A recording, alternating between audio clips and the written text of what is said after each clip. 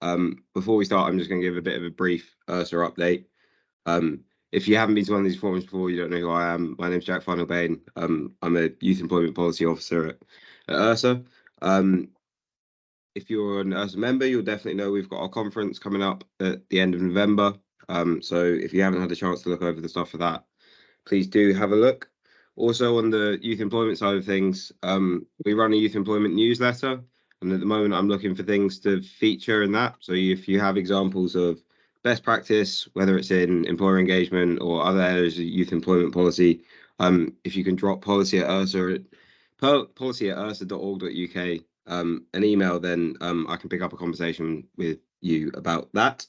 The topic of today is obviously employer partnerships. The idea for this forum came about when I was reading Youth Employment UK's recent Youth Voice Census, and there's a really interesting section on that about work experience, and I'm going to link it in the chat, but it's definitely worth a read. So I thought we'd get some people together and speak a bit about how best to engage employers when working with young people, build partnerships, and ultimately help young people access employers. So without further ado, I'm going to hand over to Sarah from the Prince's Trust, who's going to give us a presentation on the work they do in health and social care. Thanks a lot. Brilliant. Thank you very much. And hi, everyone. I will just share my presentation.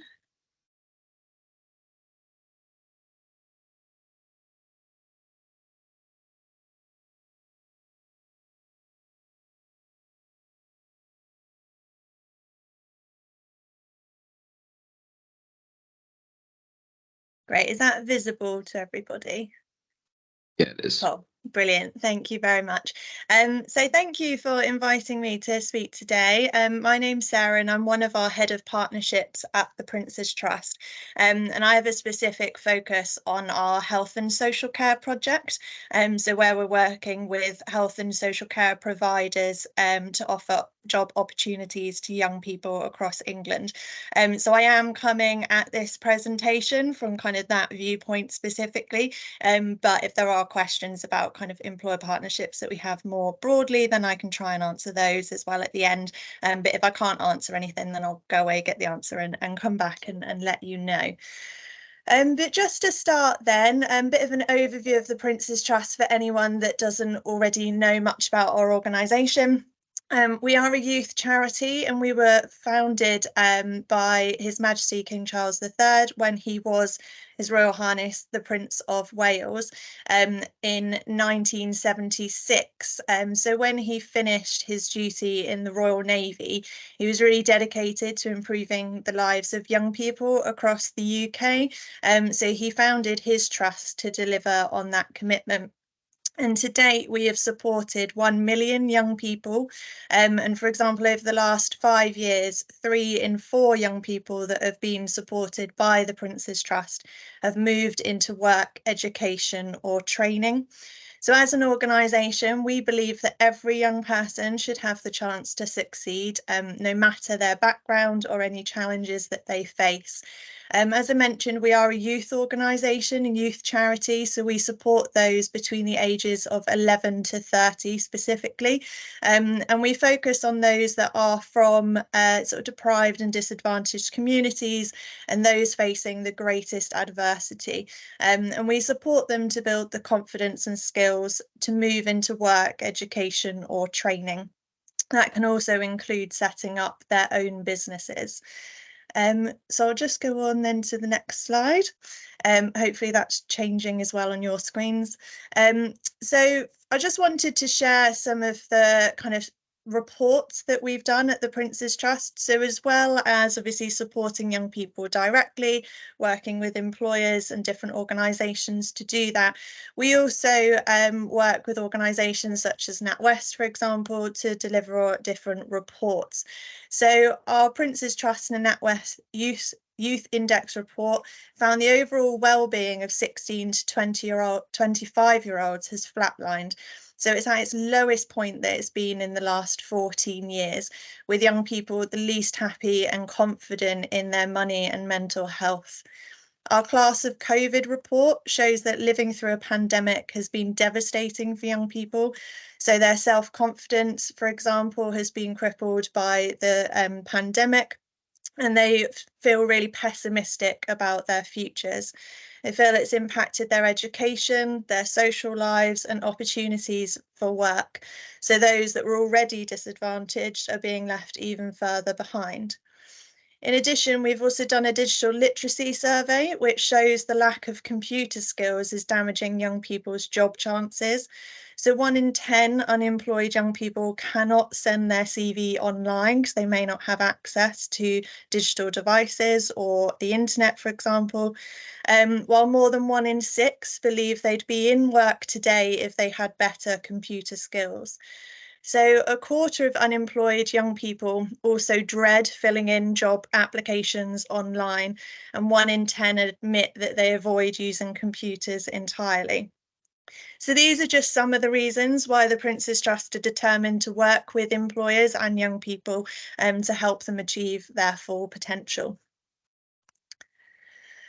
So in 2019, we were funded by the Department of Health and Social Care alongside some substantial match funding that we received to deliver programmes that are aimed at 16 to 30-year-olds to help start their careers in the health and social care sector. So although earlier I mentioned we're a youth organisation that supports 11 to 30, this particular project was aimed specifically at 16 to 30-year-olds.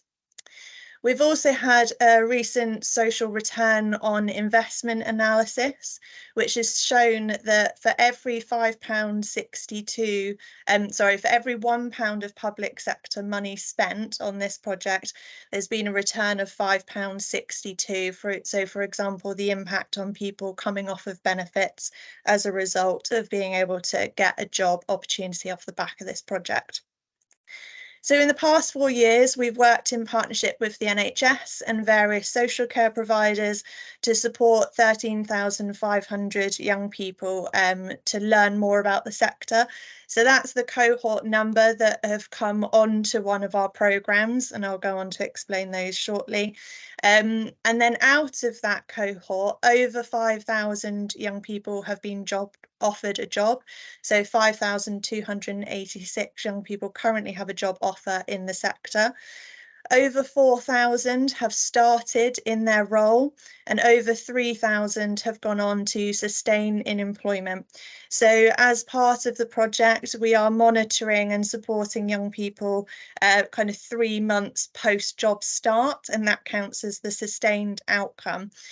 So that's a reporting requirement for the department to kind of see the long-term impact on people starting in work. So this slide just talks a bit about kind of the different demographics of young people that we've been supporting. So 65% of programme participants have been under the age of 25 versus 6% in the NHS workforce and only 8% in adult social care. So 46% are from a Black, Asian or minority ethnic background, which is approaching double the rate of both the adult and social care workforce and NHS workforce. And 57% are from indices of multiple deprivation. So earlier when I was talking about the most deprived areas, we're focusing on those IMD 1 to 3 postcode areas to support young people that really need us the most. And 31% of the young people that we've worked with have reported having a disability. So it was just to focus a bit on kind of the cohorts and demographic that we're supporting.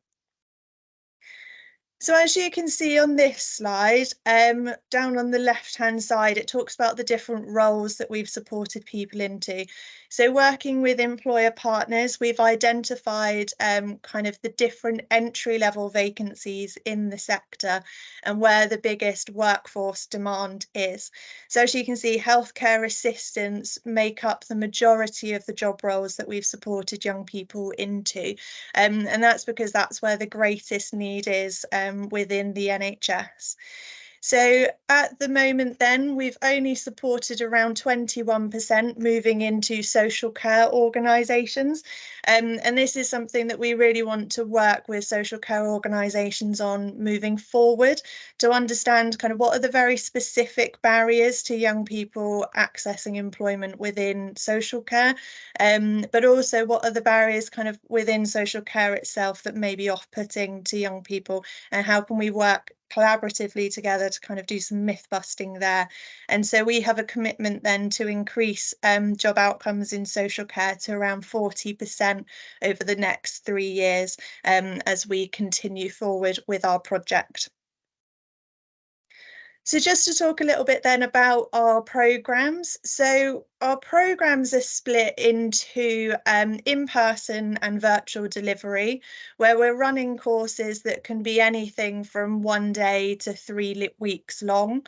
We also do individual kind of one-to-one mentoring, where a young person will have a dedicated mentor that they'll meet with on a weekly basis. Again, that can be done virtually or in person. We also then offer financial support, so grants up to £500 to candidates that might have a financial barrier to accessing employment. And there's also Mind Up, so a mental health organisation that we work with who provide, again, one-to-one counselling support completely free to the candidates, or different workshop activities as well.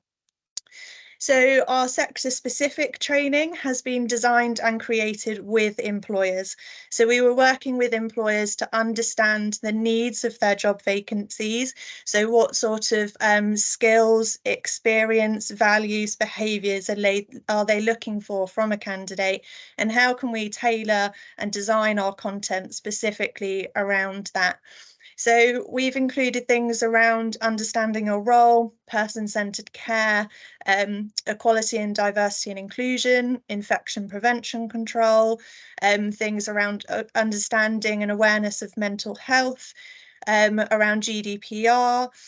So lots of that content was designed and created, as I say, with employers. So we ran series of kind of focus groups and sessions to design that material. And on the last slide, I was talking about how we want to increase the outcomes with social care providers.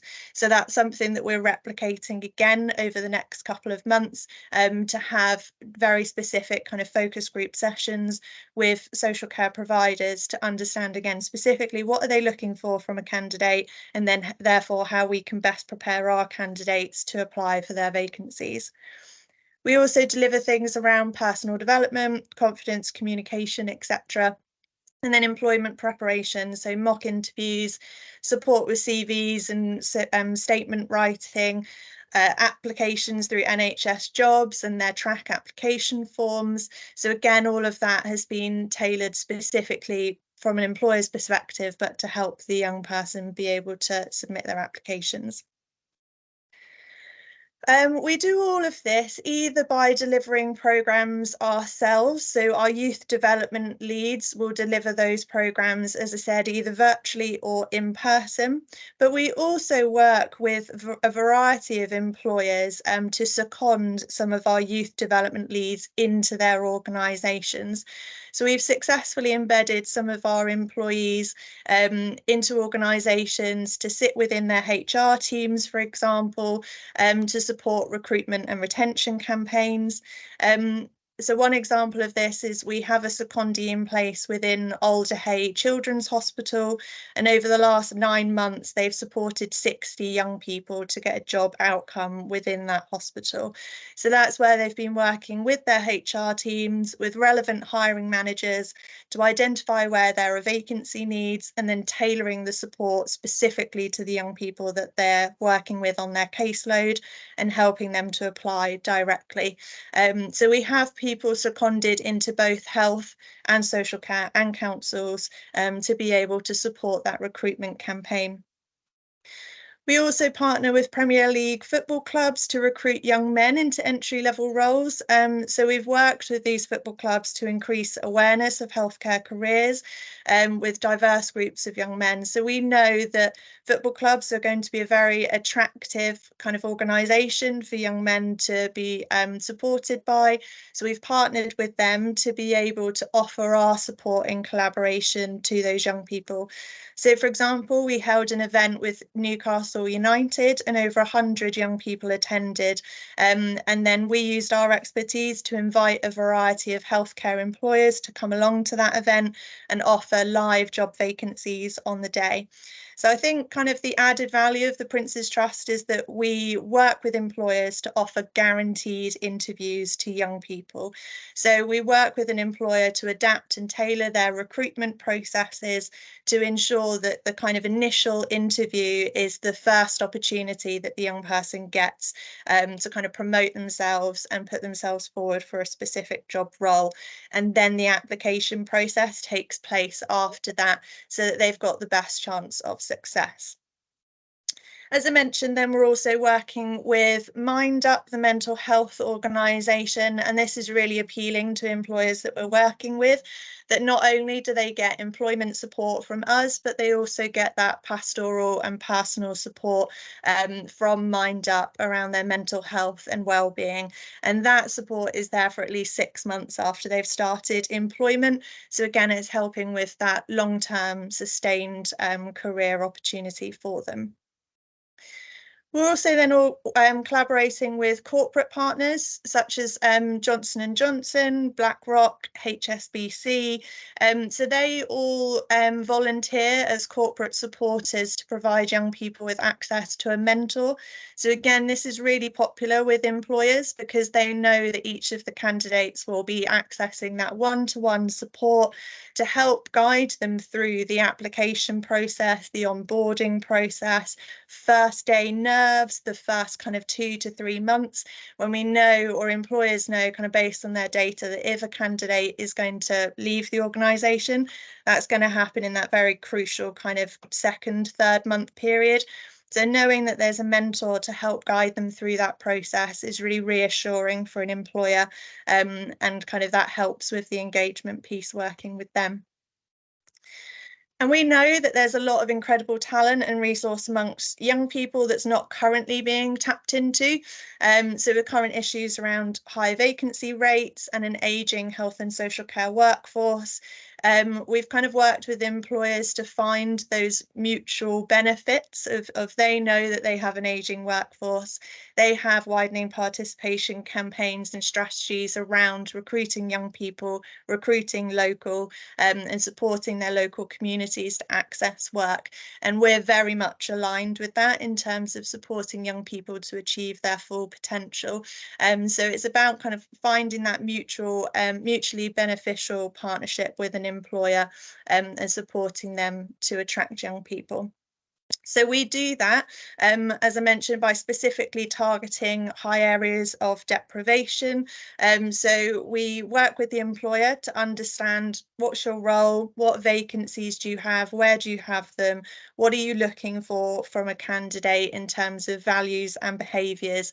And then we'll work with them to design a marketing campaign to promote locally, which we'll then send out through our website, social media channels, referral partner networks, so working with other youth organisations, job centres, etc. in the area, and promoting that. Then we'll invite the candidates to come to our pre-screening sessions, our programmes, so whether that's the workshops, mentoring, etc. And then once they're ready, we'll invite them to interview with the employer, and that's that piece around the guaranteed initial interview that they'll get. So either the employer comes along to one of our recruitment days, which run monthly in different areas across England, or we'll prepare the candidates to attend the organisation's own recruitment day. So if they have their own open day, careers day, assessment days. And again, to kind of engage with employers, we've tried to be as flexible as possible around that. So we know that kind of capacity and very time poor kind of within health and social care. So to be able to come to our regular events doesn't always work for employers. So we've adapted and changed and said, okay, well, we can prepare people to attend your own events if that's kind of better for you and the young person to get that opportunity. Of course, the support is completely free, as we're funded by the Department of Health and Social Care and our match funders. So as an employer, it's free for them to engage with us. And again, as a candidate, it's completely free for them to work with us as well. So how am I doing for time, Jack? Have I got time to share the video, or shall I pop it in the chat so people can watch it at another time? I think if it works, we've got time, and if not, you can pop it in the chat. Okie dokie. Let's see if this will work.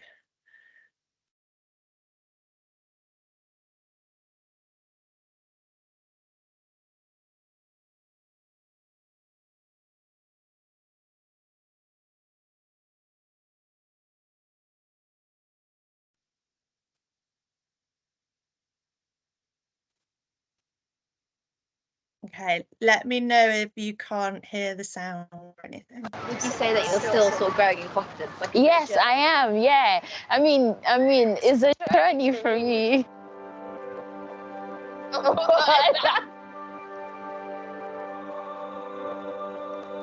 I came from Nigeria into the UK, and I was hoping for a better life. I was looking forward to.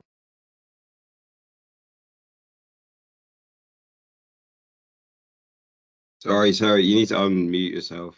Apologies, that was my fault. I muted you because I thought it was echoing, but I think it's just coming into the country. I was sad and I was lost. I didn't really have much to look forward to. But my cousin just came across Princess Trust advert, Health and Social Care, and she sent it to me. When I started the course, I had someone like a mentor. She was always there to listen. Anytime I ring, she was always there to give me advice, and she kept on pushing me. After the program, I did an interview, and I got picked. I'm an healthcare assistant, and I work in Queen Elizabeth Hospital. I still use some of the things I learned from Princess Trust. They helped me in building my confidence. That's number one. We're checking their observation, checking their BMs, checking if they're okay. When Fumi first started with us, she was quite shy, quite timid, but over the last year, we've really started to see her evolve in her character. She's become a lot more confident on the ward with patients and with her colleagues as well. Being able to support patients and being able to care for them, that's the most important part. So after meeting with Fumi at her last one-to-one, she's expressed a desire to complete her nurse and associate training. We've arranged a 4-year plan for her to do that. Being a part of the Princess Trust has helped me to want to help people more, to get them into whatever they want to do, whatever they want to become. Due to the circumstances, the journey so far, it hasn't been really easy, but with the help of the Prince Trust, honestly, it's been great so far and amazing. I feel better, I feel good. I feel like I can, conquer the world. Do you get on well living with each other? Oh, hell no. Maybe sometimes you can't pick them. You can't do without them. Yes, you can't live without them. You can't live with them. I don't tell her this as much, but I'm proud of her. I'm proud of how, far she's come from not being able to do anything, the way she approaches people now. Like she just talks and she, she can have any conversation. Whereas before, she wouldn't even she was really timid. What's the funniest? I'm the laughing gas.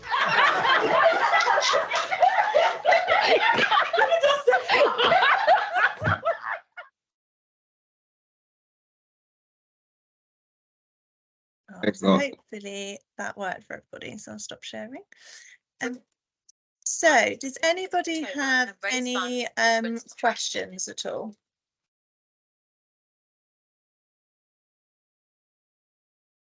George has got his hand.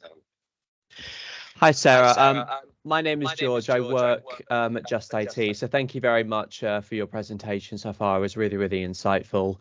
The other question I had is that recently, I understand the Princess Trust put out an RFI towards the market to assess what providers are doing in terms of digital opportunities. And I was just curious that a couple of weeks down the pipeline, what further steps you were taking following on that RFI, whether that was leading to a further procurement exercise or a new initiative, or? I'm afraid that's going to be one of the questions I don't know the answer to, but I can certainly take it away and find out, because that won't be something that my department was kind of leading on. But I can certainly inquire and then let you know. So if you want to pop your email in the chat, then I could come back to you that way. That's perfect. Thank you very much. Anyone else? It just popped in the chat for you now. Thank you. Anyone else? Any other questions? Oh yeah, here we go. Colin, feel free to come in. Hi, Sarah. Yeah, we deliver the team program, Princess Trust team program. Great. In Lancashire area. I just wondered what opportunities there are to link together the team program and the health and social care project in terms of making those opportunities available to those young people. Yeah, definitely. We've done it in some other areas where as part of like work experience, for example, or when you're doing the weeks around kind of employability and looking at next steps, etc. So we can come and deliver sessions as part of those elements of your program, if that would be useful. One of the things that we'll need to kind of check for the area is what employer partnerships do we already have established in your location, what opportunities they have available, obviously sharing those with you to see whether that's something that the young people on your course would be interested in, so that we can support them to apply through our kind of partner process that we have with those organisations. But definitely we can come and deliver some of the kind of programme content that I talked about on one of the earlier slides, and see how that might factor into your existing team programme and the kind of activities that you've got going on. So I'll pop my email in the chat box, and feel free to kind of reach out if you want to discuss that any further. Thank you. Will do. Michael, is that I can see you on my screen with a that is me, Jack. Thank you very much, Jack, and thank you very much, Sarah, for your presentation. I work with Kaleidoscope Group with people with disability globally, but predominantly in the UK, and I think there is a great opportunity for the UK marketplace to really embrace not only people of youth with disability, but after COVID, I think it has created a very exciting platform for business growth. And if there's one thing that business is looking for, it's looking for innovation and talent and skills which embrace hybrid working. It embraces online, it embraces AI, it embraces great communication skills.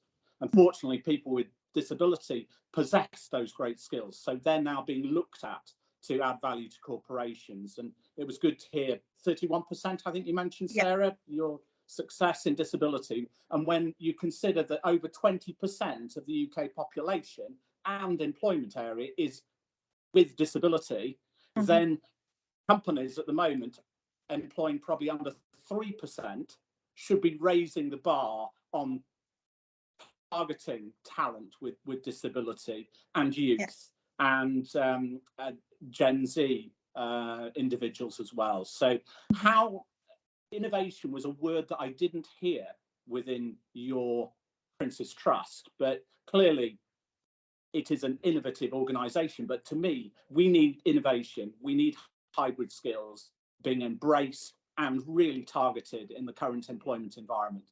Business needs growth, and it will get it from this youth sector.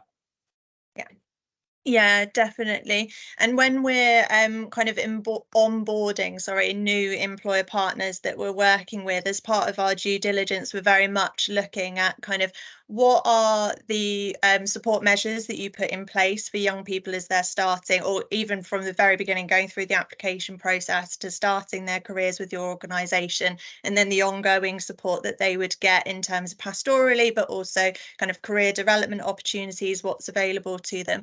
And then what kind of reasonable adjustments can they put in place for young people? So again, we're ensuring that the employers that we're working with are kind of fit for purpose when it comes to supporting young people with a variety of kind of different needs and experiences that they're bringing to the table. So very much at that kind of very beginning of the journey, we're looking at that kind of with the employers before we even go to onboarding them and kind of signing contracts in terms of those partnership agreements, etc.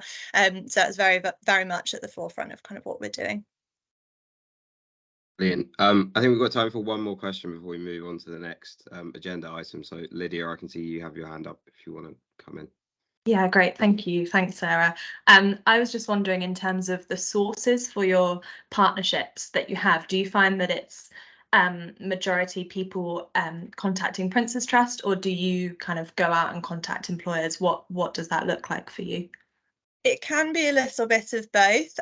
So at the very start of our health and social care project, for example, that was very much the Prince's Trust going out to health and social care organisations to use our kind of historic performance with other sectors. So where we've worked in construction, hospitality, retail, for example, say, look at the impact that we can have by working with employers in these different sectors. how can we now kind of adapt that and tailor that to be able to work with you in health and social care. So for the first kind of year, 2 years of the project, it was very much us going out to organisations and kind of working with them and persuading them to work with us to support young people. Now I'd say that's kind of turned the other way. So I think kind of from the first slide that I shared with kind of the impact of the young people that we've supported and those that are staying in their careers. And actually we've had so many success stories of young people getting promotions and moving up bands or moving into apprenticeship roles within the first 12 months. So kind of using those things, we're now seeing that employers are coming to us and saying that they want to work with us because they know that we have kind of access and are able to provide support to all this untapped talent in terms of the young people that we're supporting. But we also have our fundraising teams, our corporate partnerships teams. So as an organisation, we're working with multiple different sectors. So I'd say kind of it's a combination of the two, where we approach organisations that we feel would be a really good fit for our young people. But equally on a local level, we might have small businesses, small tech companies, startups, for example, that also come to us and say, how can we work with you to support young people? So it can be a kind of two-way. Brilliant. Thanks so much, Sarah. It's a really great presentation. Thank you for having me. Nice answers to the question as well. So next up, we have Charlotte from ERSA member Autonomy, who are going to talk about some of the work they do with employers. Hand over to you, Charlotte. Thanks, Jack. I will just share my screen.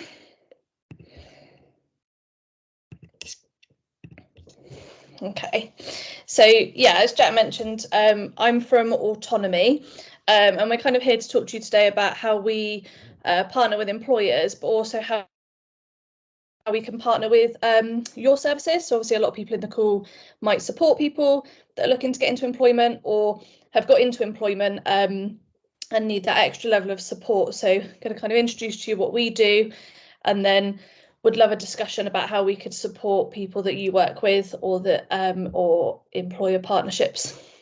So we are a new way of supporting neurodiverse staff that deliver social value and harness the power of 21st century technology. So my name is Charlotte. I'm the Supported Employment Operations Manager. Previous to joining Autonomy, I worked at a college supporting young people in supported internships and paid work. But all of our team have different specialist areas, and we can really cleverly match kind of our staff to the learners that we're working with. So we exist really to help the lives of people with learning difficulties and autism. However, as access to work kind of grows and our learners that are coming and being referred to us, we're kind of growing in different areas, but our main sort of area of support is helping neurodivergent people. So we are a blend of support. So we have in the middle our development coordinators. So like I said, it's a team of staff that would support the person when they're referred. We would look at their starting point and what support they need and the outcome that they want to achieve. And then through that, we have an app. So on our app, we have nearly 150 videos. And as you can see from the picture, each tile has a video behind it. And that teaches someone the instructional steps they need to complete that task. And then once they've watched that video, they can then self-assess. So they would either get asked how much help do you need or how confident do you feel? And through that data, we then get all this wonderful information on our internal dashboard that can kind of highlight what that person's finding difficult, what they need more support with, but also where their strengths lie. And then from that data, we can then support that person to either gain employment or when they're in employment, kind of what support they need on the job. I think the main example to sort of take away from this is one of my learners works in a construction site, and the job coach initially referred them to us because they just couldn't work out why they were anxious and what they were finding difficult in the job role. So by having all of the videos on the app, the learner felt confident to kind of discreetly go and watch what support they needed without having to ask for help. And what was kind of made aware very quickly through the data was that actually they were watching the video on how to tie shoelaces. and they felt too embarrassed to kind of explain to the job coach about it. But basically they would have hard boots that they had to put on once they got into the job, and at home that their parents would be tying their shoelaces or they'd be wearing slip-on shoes, and they just felt too embarrassed about that. So then that created a barrier of kind of going into employment, and they'd be worried about kind of how their team would see them if they asked for that support, whereas they could watch that video discreetly at home and on their way into work and kind of not feel anxious about reaching out for that support. So the main thing for us is that we're really discreet, empowering support for each individual. So we have a couple of different programs. So I'm going to talk through all of them because some might apply to others. So we've got 2 employment programs. We've got the pre-employment program. So we've got content that ranges right from how to get a CV, how to make job applications, even is this job right for me? A lot of our learners don't know whether they can apply for that job. So each of the videos will talk through the strategies and the steps of how to do that. And that is often funded by local councils or supported employment programs, where they'll use a part of their budget to kind of fund more intensive support for that person. And then we also have an employment program. Again, this is funded all across the UK in different councils, but we're really lucky that we can get access to work funding for our support through autonomy when someone's in a job. So the idea being that we're supporting someone to develop their independence and their employment skills through instructional content. Within the employment space, we're really lucky that actually if there was a video that a learner would need, we could go and create that content. So if we've got time in a bit, I'll show you the case study of a learner that worked in a brewery, and he was really struggling to understand the concept of checking someone's ID. So we were able to make him a video that explained how to check someone's ID, so that he was doing the right thing in work and following policy and procedures, but also again really discreet, and he could revise that when he was at home or on the way to work or when he was in the job. We have stats that I'll show you later about improving learners' confidence, motivation, resilience and anxiety in regards to employment. But the main thing for us is that we're breaking down tasks, that task analysis in the workplace, through repetitive video content, that no matter where they are, they can watch that content and understand how to do a task. Just worth mentioning, we also have a home programme. So we also have a lot of video content on how to cook, clean, be independent in the home. So we have tailored instructional video content for that.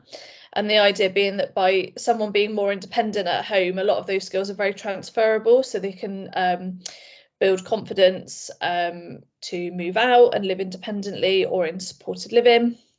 And again, the same thing, we're tracking that learner's confidence, motivation, resilience and anxiety, but the idea being that then they can transfer the skills really easily. So what we found recently is actually a lot of our learners in employment are benefiting from the home videos.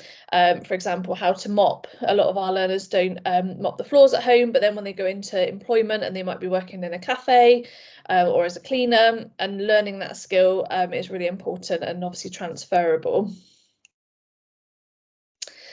So some stats for you to look through. So this was taken when we were supporting 500 learners nationwide. I think the biggest thing for us is that the learners we support, 86% gained paid employment, educational, volunteering outcomes, which we're really proud of. And 83% of our learners reported that their wellbeing had improved. I think it's looking kind of holistically at the support that learner gets and how we can support them through the blend of technology and the development coordinators. And then obviously, again, we focus on how we can reduce the support that they need and reliance. So I always say to learners when we meet them that the idea being that autonomy should very much be seen as like a Nanny McPhee model, if anyone's watched the film. So the idea being that we can disappear into the background when you don't need us, but if your job changes or suddenly everyone goes virtual, how we can then implement support and come back in when you need us rather than being there next to them sort of 24/7.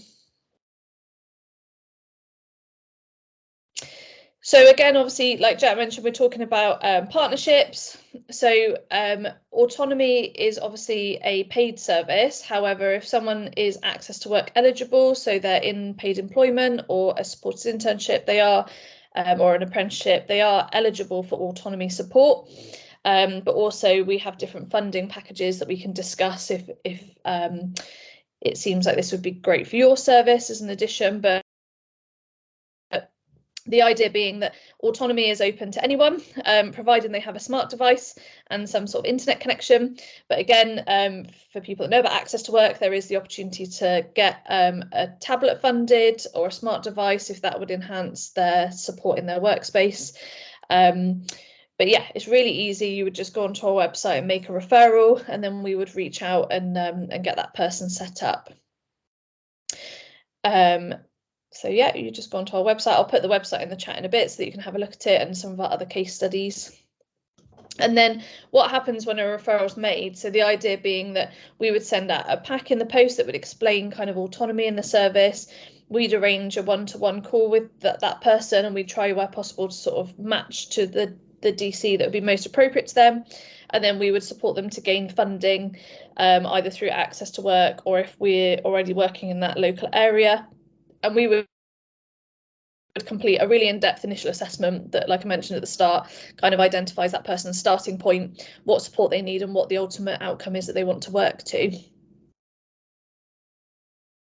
If we've got time, Jack, I'll play the case study. Is that okay? Yeah, great stuff. Yeah. So I set the brewery up about 3 years ago, and the main purpose of it is to give people with learning disabilities training and employment. We started in 2019 brewing in the town hall, and then we've moved into this premises about a year ago. Autonomy came to see us when we just moved in, actually, and we got talking to them, and one of our team, Tom, has also been supported by Autonomy in terms of the services that they provide for him for activities at home. So we saw that as a natural way of being able to sort of bridge autonomy into what we do and producing videos for the workplace as well as for people at home. We started working with the Ivy Bridge thanks to a learner that had been referred for a licence through the Devon project that we're doing, and we could actually see the real benefit in working with the brewery and linking up as an employer. So we came in and created custom content for them around ID checking, because that was something that a lot of the learners found really difficult. So we created a video that was scripted to break down the steps for him. We got the learner and the employer to check that it was relevant for them, and then we created that content for him. And already we can see the real benefit in the independence that the learners have had in the workspace and just how much more confident they feel completing the tasks in an already very supportive space. So at the moment we've got a team of 10 people who get involved with every stage of the brewing process. So that's really important to us, is that they have a connection with our product and actually get to be involved with its production and with its selling as well. Tell me all about the brewery. What do you do here? I do everything. I brew, I bottle, do capping. Then we put it all in boxes and sell it on, even in the tap room as well. Before you started using Autonomy, how confident did you feel being here and doing those tasks? Really, really hard. What did you find difficult? Everything. Even now I've got a video on their ID. That was hard before using Autonomy. Yeah. One of the things that we found is that when our trainees are carrying out tasks, that often the instructions that we have to give them, we have to repeat over and over again. So it's really good that we're able to actually have Autonomy to help us provide something that we can actually then use that does that part of the process for them. And it means that we're consistent as well in terms of when we give instructions on the various things that we get our guys to do. With Autonomy, we have the opportunity now to offer custom content for learners, meaning that we can create content specifically for a learner in their job role for something that they might find difficult or just not confident about. So when Tom comes to go to a different brewery or a different job role, that skill can still transition. So he could still use that video content in another workspace, which I think is really exciting. When you're watching those videos a couple of times, what does that make you feel? Happy, really happy, because now I know what to do. And you feel more confident? Yeah, a lot more. How do you now feel working here now that you've got Autonomy? Really, really easy now. Why is it easy? Because I got all you lot people to help me with it. And what do you think about working at the brewery? Really, really nice. The boss is really, really friendly and really nice. And it's a great team to work for. Yeah, we're all friends, we all have a laugh. If we can't have a laugh, we'd be all bloody miserable.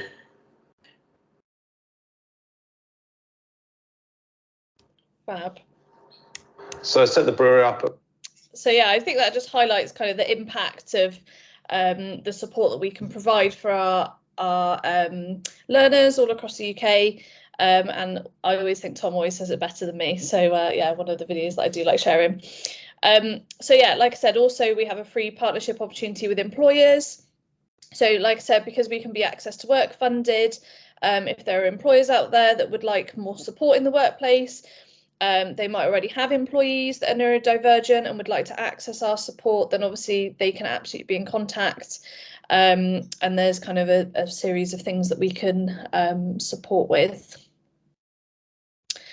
So obviously I'll pop my contact information in the chat, but by all means, please ask lots of questions and if there's anything I can do to support. But yeah, thanks for listening.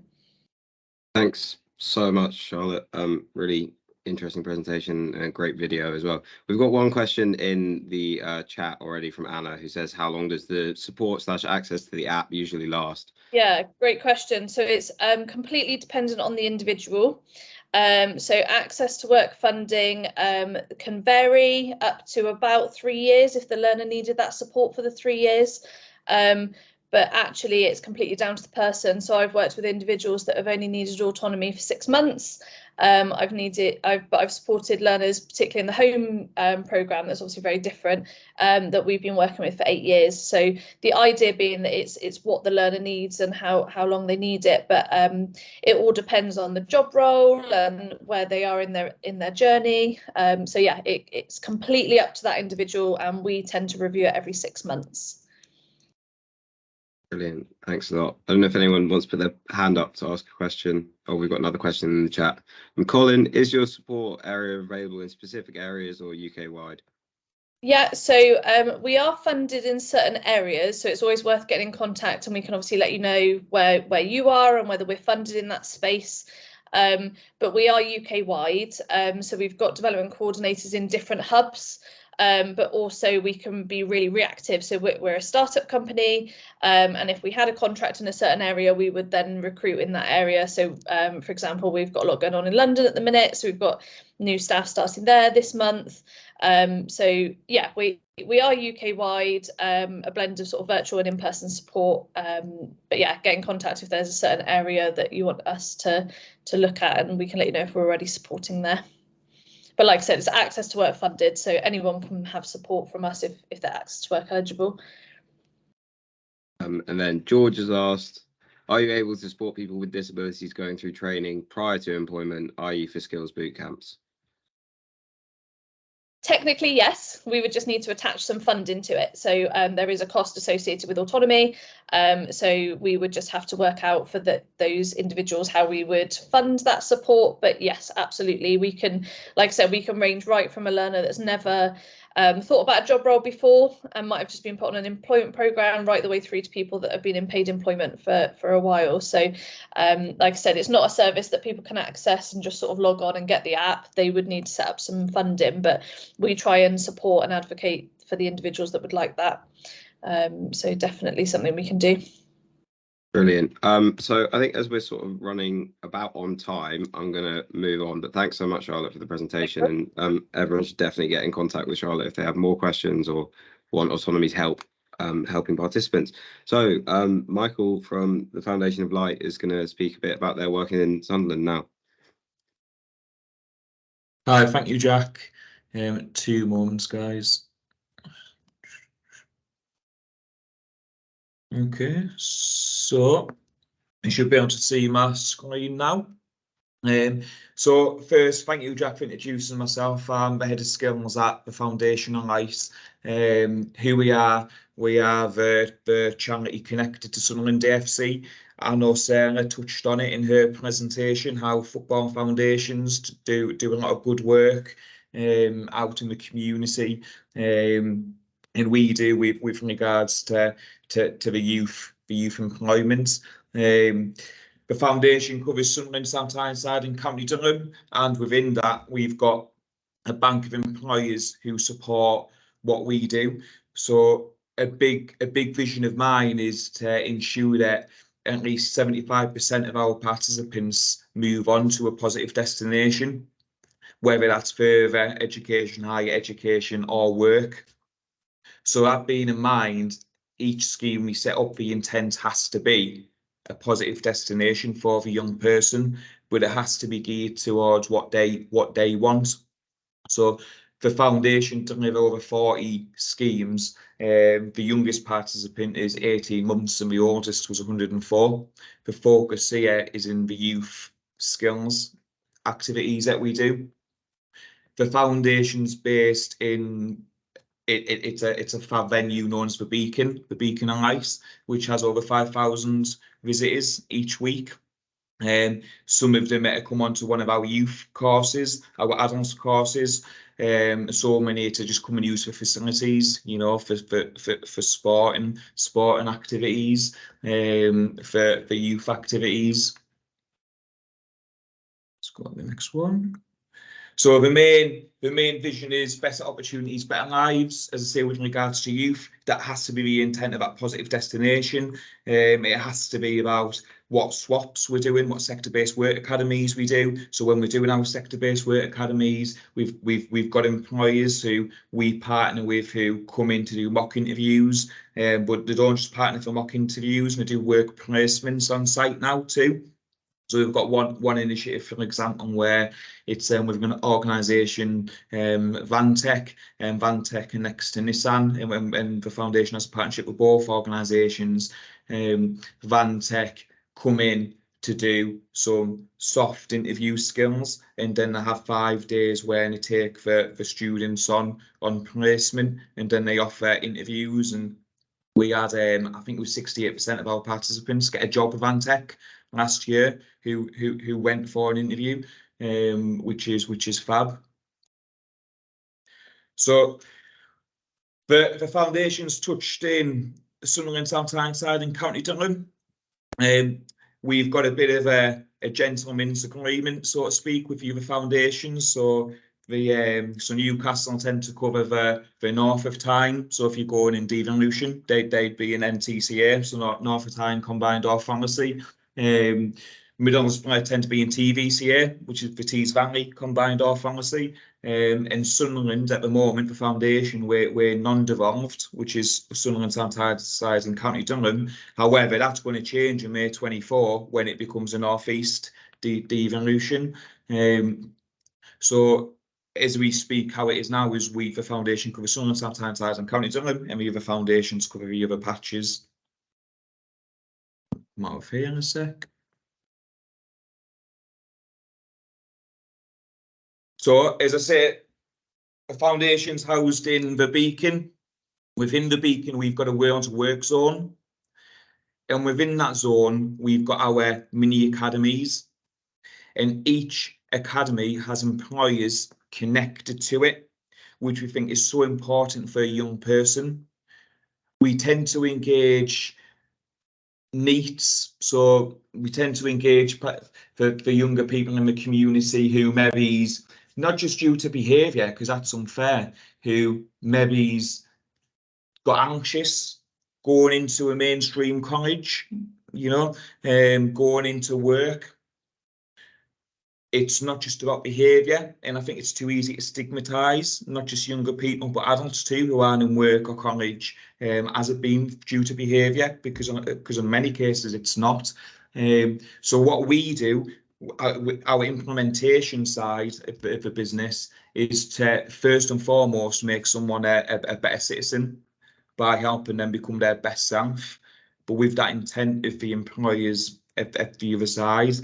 Because it's fantastic getting someone to see their best self, but so what if there's nowhere for them to go? So our job, I think we've got a duty of care to make sure we've got positive destinations for our participants, and that personal development and behaviours and attitudes side of the organisation is key to what we do, because you can have your quality of education, you can have your leadership and management, but if you're not helping someone see and become a better citizen and their best self, then again that's our USP.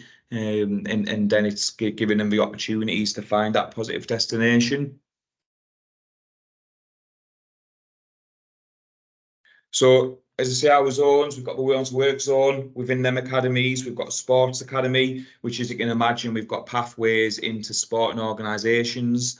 We've got a digital academy now. The National Esports is going to be based just outside the stadium in Leith, which is fantastic news. And esports and gaming is becoming massive now. And I sometimes joke how we used to say we engage the community via the power of football.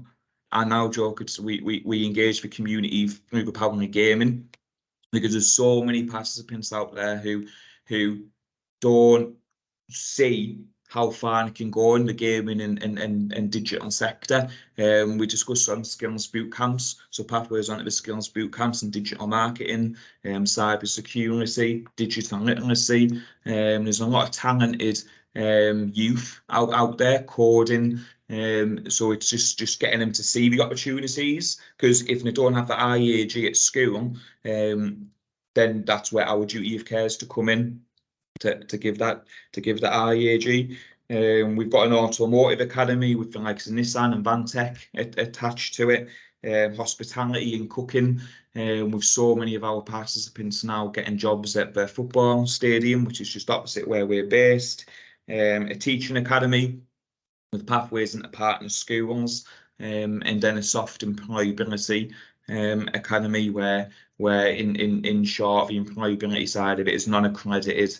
It's about giving someone the skills they need to go into work, because a lot of our participants are both economically inactive, socially inactive. So it's important we get them in. That positive destination with employers is at the back end. First and foremost, giving them that confidence to succeed, seeing the best self, and then start to phase it in. Job interviews, work placement, going to work. And what I would say is that there's some fab organisations on our doorstep, and I'm sure here's where each one of you are based, who want to give people a chance. And once you form them partnerships, they're open to give work to young people, which is fab. So that's me. Thank you, Jack. Thanks a lot, Michael. Any questions for Michael? Just stick your hand up and I can bring you in, or put it in the chat. John.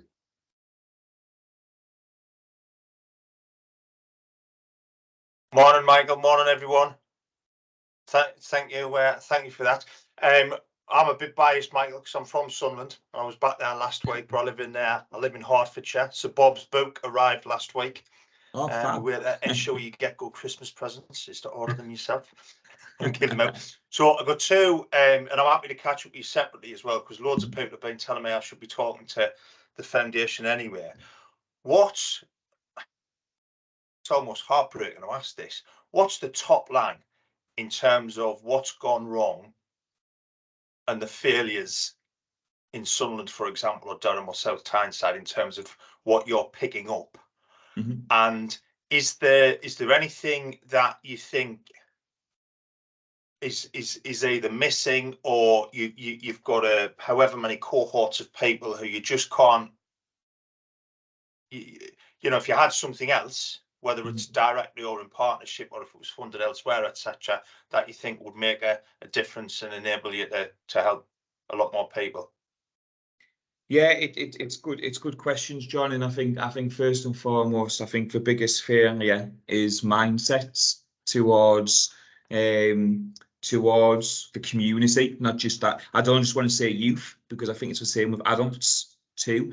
I think the North East has suffered a lot of financial deprivation over the years, and hopefully the levelling up strategy that the government are doing is going to start to amend this. I think you've got, so it's too easy to say third generation unemployment, but it is the case here, where you've got a lot of the pit villages and mines that when they were shut, the mindset from the grandparents to their kids is kind of been, you need to work hard, you need a labour job, need to work in a factory, you know. And if them jobs aren't there, then they become neat or not employees. Where on a positive note, what's changing is, for example, in Doxford Park in Sunderland, the call centres are coming to the North East. So you've got EE, you've got Barclays, you've got EDF, and they're coming to the North East because of the accents, because of the friendliness of the people. You know, it's a strategic move. It's the same with the likes of Nissan. They've won the contracts for the new cars. There's a lot of good companies coming to the North East now, and I think we're at a positive stage where these companies want to give opportunities to people who don't have the qualifications to start with. Hence the sector-based work academies, where you can do a quick, short course, maybe get a level 1, level 2, or even a non-accredited qualification, and show what you can do as a person via going into the business to work, and then to be offered a job on the basis of how you are as a person. And then our jobs now is, which I think everyone's doing, to be fair, in some fab organisations here, is to make sure we offer the curriculum that they deserve, i.e. gaming, coding, digital marketing, esports, customer service, and not just focus on construction and SIA, because we think they're either going to work on the doors or work on a site, or automotive, because that's unfair and it kind of stigmatises the community. No, that makes sense. Ironically, I placed a guy, and this is 20 years ago, more than 20 years ago, who was the HR director for London Electricity, which used to be in Enfield, and they were the first ones to Doxford Park, and they didn't do it to be nice. They did it because they were going to pay people literally half what they were paying people in London. But that's the soft stuff, isn't it? It's the soft skills that they require. And what I say, and I'm saying something in the chat here from Deborah as well, which I think I'm in complete agreement. So maybe we should be speaking Deborah as well. If those soft skills aren't there, and if they're not in at school, and if you're a pit yakker from a village or whatever, then something's got to change or you're gone, basically.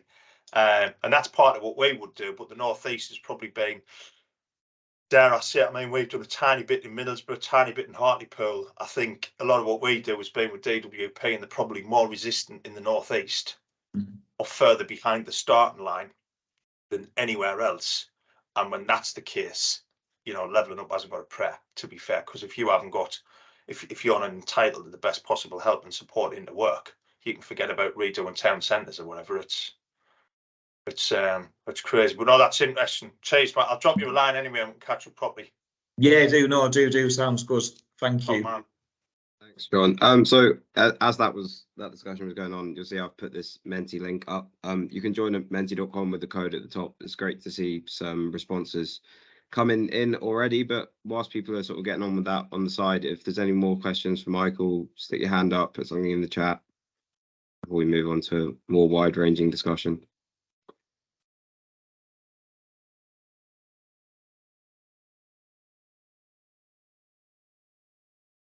All right, well, that might be it, Michael, but thanks a lot for your presentation. It was really useful. And then I suppose whilst this is going on in terms of Mentimeter, if anyone wants to speak about the response that they've put or make a point about the question on your screens, again, feel free to put your hand up.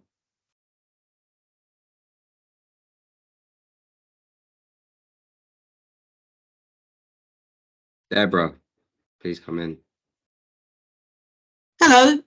I was just going to go back on, and John just touched on it a bit. I used to be a manager in an education business partnership, sort of government pulled the money from that. What we're really talking about here is for many of these youngsters, the choices are taken away from them because if they don't have access to a local geographical programme or it's just too far to go, that if this had been much earlier in schools, we would have avoided a lot of these issues. And what we're constantly doing with these programs, and I've been in this sector for a very long while, is putting sticking plasters over things for people rather than actually heading them off at the pass and trying to stop some of this lack of resilience or the ability, you know, to have to learn all these soft skills when they're 18, 19, 20, and trying to get those that have had EHCPs who've fallen out of that set, you know, that net, back into it is practically impossible in the local area I live in, which is Hampshire. They've just pulled the funding for NEETs hugely. So I was just going to say that there is a big question here about why there is so little sort of work now going on at much younger ages. We know that ACEs have a huge issue and that we need to get families involved, and yet we seem to wait until youngsters are 18, 19 and become disengaged with everything around them. It's just, that's my point really, that it's very frustrating for me to see that something could have been easily fixed at a much younger age, and now we're having to do a huge amount of work with practically no resources or support. It's certainly a very fair point and something that comes up in a lot of meetings I'm in, and I think there's not enough attention on the NEET problem in general, and there's certainly not enough early intervention towards it. Christopher, if you'd like to come in. I always forget that's my full Sunday name. Thank you, Jack.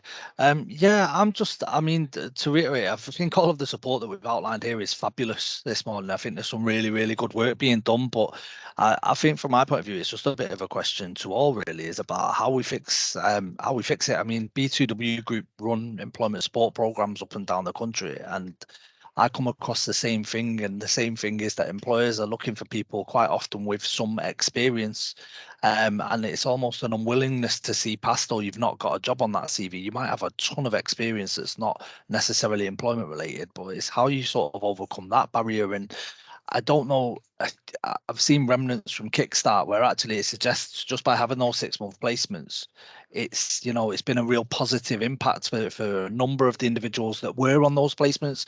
But I do think there's a question around diversity, and I suppose it's putting it to the forum as how do we take that to market, and what can we do as an industry to make sure that we don't fail these individuals if the school system's not worked, or if it has worked and then they've fallen out of that, what's next there? And I think for me it'd be looking at sort of something that's provider led with everything we're doing. So, you know, just to reiterate again, great support, but I just sort of wondered if you had any thoughts on that. Yeah, I mean, I think it's interesting you mentioned Kickstart. We've sort of got a piece of ongoing work going on about Kickstart, and one of the things that came up in that is once you take the pressure off an employer to take a chance on a young person, they'll probably turn around in 6 months and go, oh, well, maybe we need to rethink our application process. I think a lot of the time employers are asking for more experience than they need for the job, and if you don't have a lot of self-confidence as a young person to apply for a job that says you need 1 to 2 years experience, but actually you don't, but they would hire someone who doesn't have that. It takes a lot of confidence to apply, even though you don't have that experience. So I think there's a lot of work to be done in working with employers and getting them to rewrite their application processes and make them sort of more youth friendly and more friendly to these young people. I can see Gavin, you've got your hand up if you want to come in.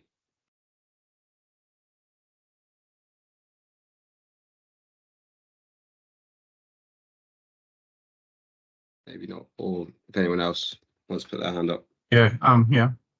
Oh, you're there. All right. Go ahead, Can everybody hear me? Great. Yeah, I can hear you now. Hi, I'm an academic at London South Bank University. I have published some of my work and written quite extensively in FE News regarding this subject. I'm autistic and dyspraxic and dyslexic myself. I'm an associate researcher voluntary for ERSA, and I have spoken quite extensively on the subject of youth social mobility and neurodiversity. So do connect with me. My website's Dyspraxia Lambeth. And really, I think the question here is really great, is that Christopher spoken of youth transitioning into factories and engineering, and I think you know, that's fantastic work. And I think what is great is that you're able to initially act as a bridge and that conduit, if you like, into employment. And I think that's where I see our sector playing a huge part, being conduit. And being a platform to be able to make that connection between the employer and the individual and understand, translate that.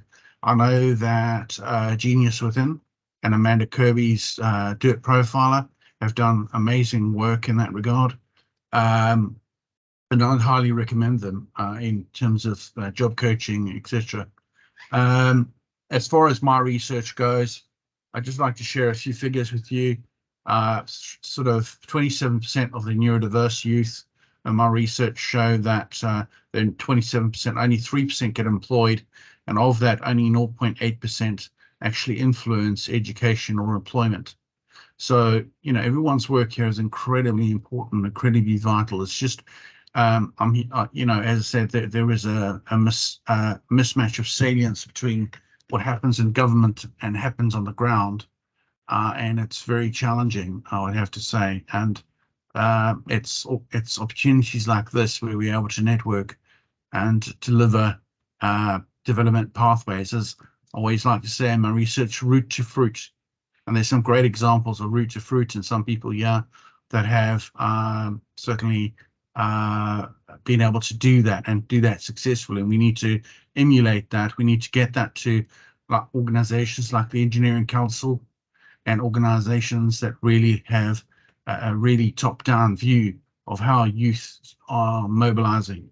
So that's a little bit about me. I'm Dyspraxia Lameth, and so I'm here to network, and also just to commend yourselves as colleagues for what you do, both as an academic and a colleague as well. I'm seeing a huge increase in youth mental health issues. I'm also seeing the apprenticeship system not working so well for youth social mobility and inclusion.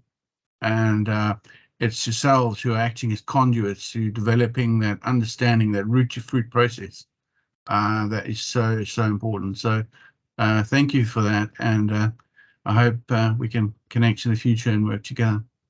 Thank you. Thanks a lot, Gavin. George, I'm going to bring you in. I'm going to move the slide on. There's one more question on Menti, so just in the background, feel free to give us your responses to that.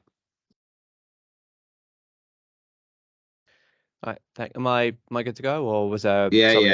Okay, Yeah, thank you. Sorry. I think as well to sort of address to sort of compile or taking from the points that I think Deborah and Gavin have just made. I think one thing that kind of stands out to me as skills, because Just IT are a skills bootcamp provider, is the fact that there's no funding available for anyone under 19 years old.